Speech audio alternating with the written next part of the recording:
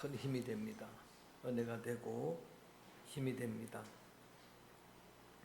예수님께서 늘 종말 신앙을 강조하십니다. 만물의 마지막에 가까웠으니 깨어 있어라, 근신하라, 정신을 차리라, 이런 말씀들을 종종 하셨는데, 그 말씀을 들었던 제자들이 물론 이제 예루살렘이 멸망되는 나라와 민족의 멸망 예고와 관련되어서 말씀을 질문한 내용이지만, 그와 더불어 정말 종말에 만물의 마지막 때에 무슨 징조가 있습니까? 라고 하는 질문을 합니다. 말세의 징조가 무엇입니까? 라고 질문을 할 때 그 질문에 대한 대답이 그 유명한 종말장인 오늘 본문 마태복음 24장입니다. 마지막 날에 징조가 무엇인가? 징조라고 하는 것은 사인입니다. 전조 현상입니다. 마지막 날 어떤 사인이 우리 가운데 임하게 될 건가? 라고 하는 그 질문에 대해서 대답을 할 때 종말론적으로만 제가 조명을 합니다. 중의적인 말씀입니다만은 제일 첫 번째 징조가 5절로 돌아가 보면 첫 번째 사인이 적그리스도의 출현이다라고 말합니다. 많은 사람이 내 이름으로 와서 나는 그리스도라 하여 많은 사람들, 성도들을 미혹하는 적그리스도가 출현할 것이다. 이단들의 출현을 첫 번째 징조라고 말씀을 하십니다. 이것은 요한계시록 6장에 나오는 예수님의 7 인재양 그 순서와 내용이 동일합니다. 첫 번째 인을 뗄 때에 흰말 탄자가 나옵니다. 그때 흰말은 적그리스도 거짓 예언자들의 출현입니다. 그래서 지금도 신천지 이만희 교주를 비롯해서 이단의 교주들은 큰 행사 때에 흰말을 타고 출현합니다. 그래서 오늘 24장이 계속 이어서 보면은 이제 24절에도 이적과 기적을 행하면서까지라도 많은 성도들을 미혹하는 내가 그리스도라고 하는 적그리스도가 출현하게 될 것인데, 이것이 마지막 때의 징조다라고 말씀을 하십니다. 우리 대한민국에만 어떤 통계 자료에 보니까 내가 예수다, 가짜 예수가 50명이나 됩니다. 전 세계적으로 말할 것도 없고 이미 이 땅에 많은 이단들이 우리의 성도들을 미혹하고 있습니다. 첫 번째 징조라고 말씀을 하십니다. 두 번째 징조는 6절, 7절을 같이 읽습니다. 6절, 7절 말씀 시작. 난리와 난리 소문을 듣겠으나 너희가 두려워하지 말라. 이런 일이 있어야 하되 아직 끝은 아니니라. 민족이 민족을, 나라가 나라를 대적하여 일어나겠고 곳곳에 기근과 지진이 있으리니. 두 번째 징조가 전쟁입니다. 전쟁이 발발하게 될 것이다 라고 말씀하십니다. 역시 계시록 6장에 나오는 두 번째 인을 뗄 때에 붉은 생마를 탄 자와 동일합니다. 붉은 생마는 전쟁을 상징합니다. 이 땅에 일어나는 전쟁들도 마지막 때의 징조라고 말씀을 하십니다. 명분 없는 러시아 우크라이나 전쟁을 비롯해서 12일, 13일 전에 일어났던 팔레스틴 이스라엘 저마다의 명분을 주장하지만 공멸을 자초하는 처참한 전쟁입니다. 12일 동안에 사망자만 거의 6,000명 나왔습니다. 너무나 안타까운 그런 전쟁인데, 어떻든 이런 전쟁들까지도 마지막 말세의 징조 중에 하나라고 분명히 말씀을 하십니다. 팔레스틴은 성경의 블레셋입니다. 가자는 성경의 가사로 나옵니다. 이 전쟁은 사사시대 또 왕정 사울왕 다윗왕 때부터 지금까지 수천 년 이어오는 전쟁의 악순환입니다. 물론 거기에 그런 명분들은 있습니다. 땅에 대한 분쟁입니다. 출애굽한 이스라엘 백성들이 가나안 땅을 정복하는데 원래 가나안의 주인이 블레셋입니다. 하나님이 약속한 땅이라고 땅을 빼앗아 버립니다. 그리고 1948년 2000년 만에 이스라엘이 광복하고 난 다음에 또 그 땅을 점령하고 있었던 팔레스틴을 또 땅을 빼앗아 버립니다. 가자 지역 조금만 남겨놓고 다 빼앗아 버립니다. 그 남은 가자 지역에도 정착민들이 들어갑니다. 거기서 점점 그 땅을 빼앗아 갑니다. 그러니까 전쟁이 일어날 수밖에 없는 겁니다. 여하간 이런 처참한 전쟁들이 말세의 징조이긴 하지만은 너무나 안타까운 죽음의 유서들을 대하면서 저는 이 모든 처참한 전쟁이 정말 하나님의 특별한, 하나님께 속한 전쟁에 하나님의 놀라운 개입의 역사로 종전되기를 주의 이름으로 축원합니다. 주의 이름으로 축복합니다. 이 전쟁들까지도 말세의 징조 중에 하나라고 이야기를 합니다. 읽었던 7절 말씀에 보면 또 하나 기근이 나옵니다. 이것이 계시록 6장에 세 번째 나오는 말탄자입니다. 금은색 말탄자, 그것은 기근을 두고 이야기하는 거예요. 처처에 기근이 일어날 것이다, 흉년이 일어날 것이다 라고 그 예언을 하고, 오늘 마태복음 24장에는 없지만은 한 가지 더, 네 번째 말탄자는 청황색 말입니다. 청황색 말은 죽음의 색깔입니다. 결국은 역병, 코로나를 비롯한 전염병, 이것도 말세의 마지막 때의 징조 중에 하나라고 말씀을 하십니다. 그리고 지진도 오늘 설명해 주고 있습니다. 여러분, 지진을 포함한 자연재해들, 처처에, 터키에, 아이티에, 그리고 최근에는 파키스탄에 강진으로 인해서 순식간에 수천 명의 생명을 앗아가는 그런 지진의 소식도 계속됩니다. 더군다나 우리의 영적으로 상황적으로 보면 12절 말씀, 또 다른 징조가 나와 있습니다. 12절 말씀도 함께 읽어볼까요? 시작. 불법이 성함으로 많은 사람의 사랑이 식어지리라. 이 조항들을 마음에 새기시길 바랍니다. 지금 시대를 보는 영적인 눈을 열어야 되기 때문에 지금 말세 징조 가운데 하나가 많은 사람들의 사랑이 식어진다라고 이야기를 합니다. 불법이 성행한다라고 이야기를 합니다. 여러분, 지금은 사랑이 식어져가는 시대입니다. 그래서 잘못된 병든 자기애적인 사랑으로 많은 폐단을 이렇게 양산하는 그런 시대에 우리가 살고 있습니다. 예수님은 자식이 부모를, 부모가 자식을 죽는 데 내어주는 사랑이 식어진 그런 시대를 예고를 하셨습니다. 동물들에게, 짐승들에게도 있는 본능적인 사랑까지도 소멸된 상태입니다. 묻지마 살인이 여러분 자행되고 있습니다. 정말 사랑이 씌워진 이러한 사회 현상도 말세의 징조 중에 하나라고 설명을 합니다. 자막에 없지만 14절도 봅니다. 14절 말씀 같이 읽어볼까요? 시작. 이 천국 복음이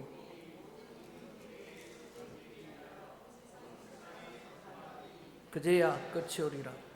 나머지 전쟁이나 기근이나 난리, 그 다음에 여러분 적그리스도, 이것은 그 고난의 환난의 마지막 때의 시작이라고 하지만은, 만약에 전 세계에 복음이 온전히 전파되고 마지막 땅끝이라고 하는 유대인에게까지 복음이 전파되면 진짜 마지막이라고 말씀을 하시는 게 14절의 말씀입니다. 한 가지 더 징조를 함께 봅니다. 15절입니다. 함께 볼까요? 시작. 그러므로 너희가 멸망에 가증한 것이 거룩한 곳에 선 것을 보고, 여기까지가 징조입니다. 멸망에 가증한 것이 거룩한 곳에 서게 되는 영적인 타락의 현상이 보이면은 말세의 징조로 보라라고 하는 그런 말씀입니다. 실제로 중간기 마카비 전쟁 시에 저 로마가 유대를 침략했을 때 성전을 빼앗아 모든 기물들을 파괴하고 제우스 신, 자기의 신에게 돼지피로 제사 드리는 역사적인 사건이 있었습니다. 이제 그런 일들을 예고한 말씀들을 비추어서 오늘 이 시대의 종말에 우리에게 주시는 교훈은, 결국은 교회가 여러분 본질을 잃었을 때, 교회가 세속화될 때, 그때가 마지막 이 말세의 징조라고 하는 그런 말씀을 주십니다. 여러분, 예수 믿는 사람들은 여전히 이 땅에 존재하고 교회가 이 땅에 존재하지만은 교회가 점점 세속화되어 가고 세상의 외면을 받게 되고, 더 나아가서 교회는 다녀도 지금 가장 심각한 포스트 모더니즘의 문제가 종교 다원화라고 해요. 다원주의라고 이야기합니다. 이것은 교회는 다녀도 오직 구원은 예수님에게만 있습니다. 할렐루야. 오직 구주는 예수님 한 분밖에 있습니다. 이 믿음이 없다는 이야기. 그래서 다원주의에 빠지니까 잘못된 신학으로 잘못 가르친 그 교훈을 받은 성도들이 예수님도 구원은 한 길일 뿐이지 구원 길이 다양하다는 이야기. 등산로가 다양한 것처럼 천국 길이 등산로입니까? 오직 구원은 예수님밖에 없는데 이런 교회의 세속화와 변질의 이런 상황을 보면은 이건 역시도 마지막 때의 그런 징조다, 사인이다, 전조현상이다라고 말씀을 주시는데, 그래서 제가 이런 현상들이 만연된 오늘 상황을 보면서 제목을 에스라 말씀을 잠깐 중단하고 좀 다급한 마음에 이렇게 붙입니다. 따라합니다. 지금은 마지막 때라. 이거를 부인할 수가 없는 거예요. 지금 이런 현상들을 바라보면서 이런 이단의 만연, 그리고 전쟁의 소식들, 이런 기근의 소식, 또 지진의 소식들, 또 사람들의 사랑이 식어지는 사회 악들, 이런 상황들을 보고 교회가 타락되는 이런 상황들을 보고서 부인할 수가 없습니다. 그래서 신학자들은 또 심지어 물리학자, 과학자들도 정말 말세지 말이라고 이야기를 하는 거예요. 또 우리는 그런 긴박함을 모르고 살아가고 있는 거예요. 지금이 마지막 때라고 하는 이런 제목으로 말씀을 전하는데, 그래서 어떡하라고? 그래서 마지막이니까 포기합니까? 마지막이니까 게세라 세라 그냥 쾌락주의에 빠져서 합니까? 그렇게 여러분 생각하는 성도들이 있을까 해서 예수님은 말세장에서 상징적으로, 중의적입니다. 물론 당시 예루살렘이 멸망될 때에 이렇게 하라고 명령이기도 하지만 말세 우리가 어떻게 살아갈 것인가, 이런 시대에 살아가는 신앙의 소중한 교리를 우리에게 말씀해 주시는데 16절 먼저 읽어봅니다. 자, 이런 때 우리가 어떻게 할 것인가 16절 말씀 소리내서 읽어봅니다. 시작. 재난이 올 때 산으로 도망가는 것, 이것은 상식적인 이야기입니다. 그래서 유다가 멸망할 때, 예루살렘이 멸망할 때 주 70년 때입니다. 그때에 이렇게 도망한 자들이 살았고 이런 설명도 여러분 옳은 설명이지만, 실제로 인도네시아 쓰나미 현장에서 한소망교회 어떤 집사님의 간증이에요.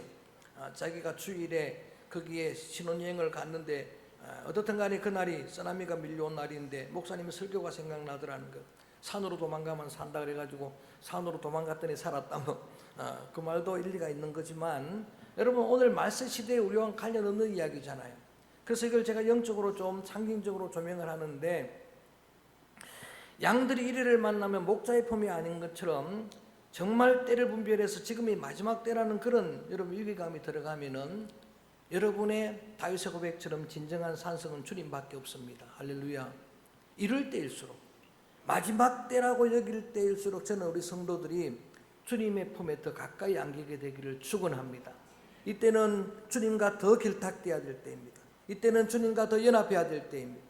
에녹이 300년을 하나님과 동행했던 것처럼 정말 이 마지막 시대에 저는 우리 성도들이 주님과 더 친밀한 주님의 동행들 되어지기를 주의 이름으로 축원합니다. 그 다음에 17절에 또 상징적으로 이렇게 이야기를 합니다. 우리의 교훈으로 삼기를 바라는데 읽어볼까요? 시작. 지붕 위에 있는 자는 물건을 가질러 내려가지 말라. 유대인의 지붕은 평평합니다. 유대인의 지붕은 특별히 유대인들이 기도하는 자리입니다. 베드로는 그 지붕에서 기도하다가 환상을 보았습니다. 오늘 상징적으로 설명을 합니다. 기도의 사명자들이라면 그 자리를 지켜야 한다는 이야기. 마지막이다라고 생각이 들수록 기도자들이 기도의 그 자리를 지켜내야 한다. 그게 여러분이 주님이 말씀하신 지켜야 될 예루살렘이라고 하는 의미입니다. 그런 기도자들, 사명자들은 집안의 물건에 마음 뺏기지 말라는 이야기. 실제로 일본의 쓰나미 때에 집안에 물건 가지러 들어갔다가 희생된 자들이 많다는 이야기. 그런 난리 상황에서 그렇게 적용될 수 있는 말씀이기도 하지만, 저는 이럴 때일수록 주님이 종말신앙 강조할 때 늘 강조하신 명령입니다. 따라합니다. 깨어있어 기도하라. 기도의 자리를 지켜내는 그 성도들 때문에 제 목회가 여러분 유지가 되는 거예요. 그래도 우리 교회가 교회로서 세워져 가는 거예요.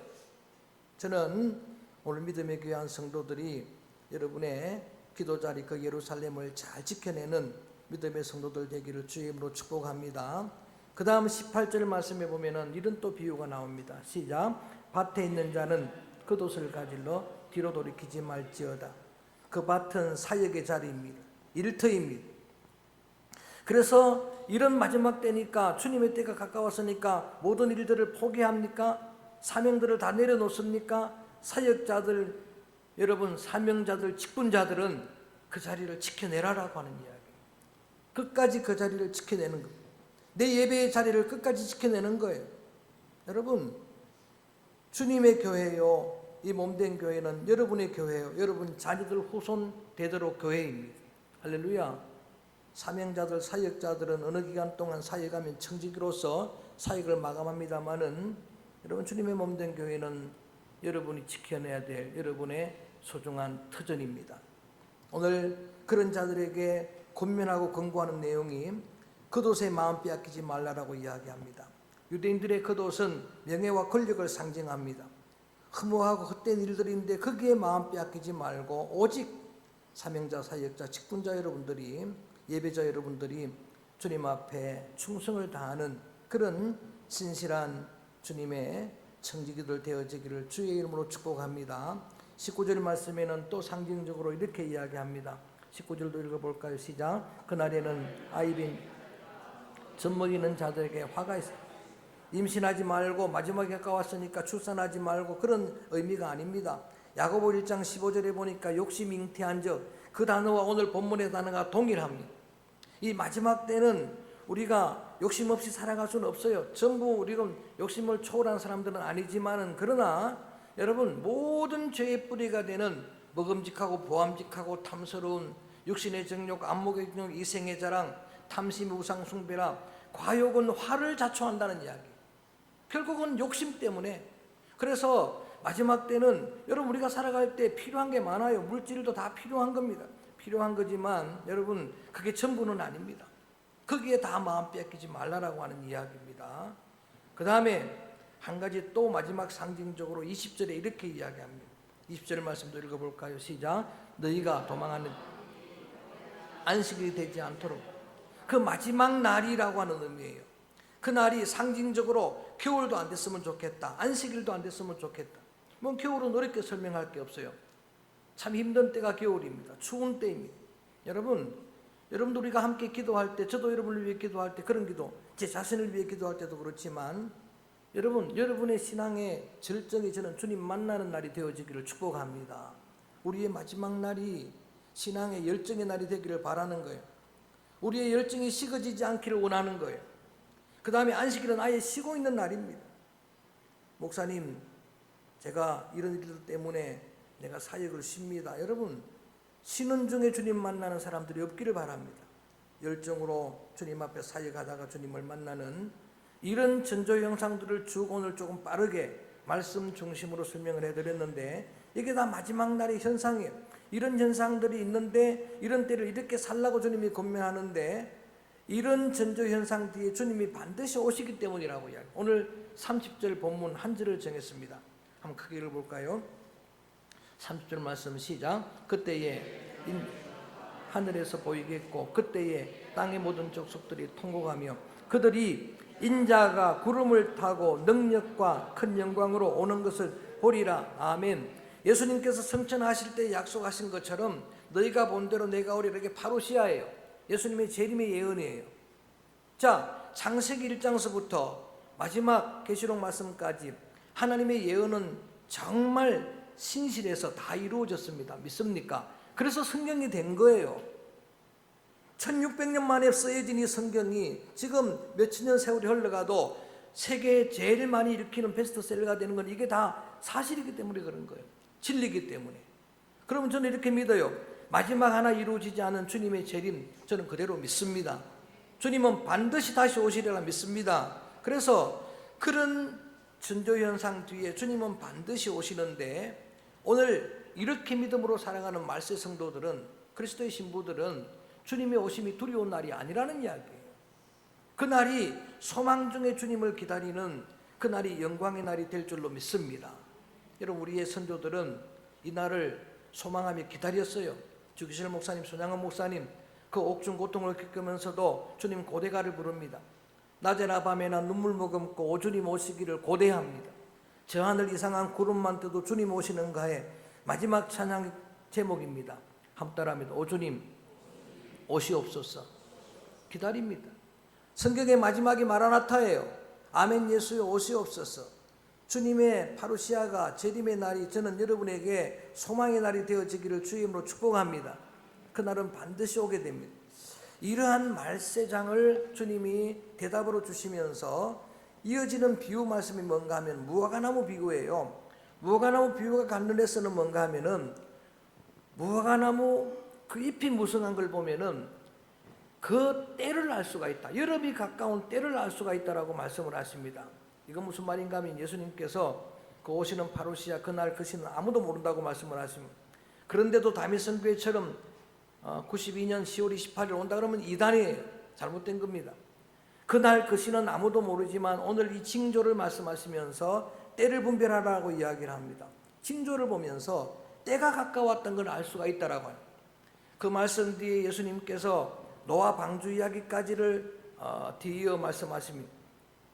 노아 시대와 똑같아. 노아 시대 때 창세기 6장에 많은 사람들이 그렇게 하나님 앞에 하나님의 귀한 말씀을 따라 살지 않고 범죄할 때에 홍수로 심판할 계획을 가졌는데 방주를 지었던 노아 8식구는 방주 안에 들어가 살았다는 이야기를 하는 거예요. 8식구는 구원을 얻었지만 그 외의 모든 사람들은 그렇게 죄가 간연한 죄 속에 살았던 그런 사람들은 그 때를 몰랐던 사람들은 다 파멸되고 다 멸망하고 말았는데 그와 같을 것이다 라고 이야기를 하는 거예요.